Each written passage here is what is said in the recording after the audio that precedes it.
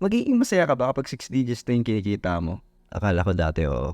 Naisip ko dati na kapag kumita ako ng malaki, solve na lahat ng problema ko. Pero hindi pala ganun kadali.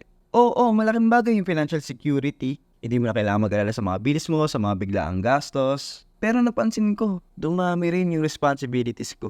Nung una, sobrang saya kasi sino pang hindi matutuwa? Nabibili mo lahat ng gusto mo, nakakatulong sa pamilya, nakakapag-travel pa. Pero unti-unti nagbago yung feeling ko. Alam mo yun, nakaramdam ako ng pressure na i-maintain, panindigan yung income level na yun. So, kailangan magtrabaho ng mahirap, magtrabaho ng matagal. Hindi ko na halos nakikita yung mga kaibigan ko, yung pamilya ko. At dahil doon sa wala katapusang cliche na realization, importante pa rin yung time para sa mga mahal mo sa buhay, yung personal growth mo, and yung mga simpleng bagay na nagpapasaya sa'yo. Kung tatanungin ako ulit ngayon, hindi na ganun kasimple yung sagot ko.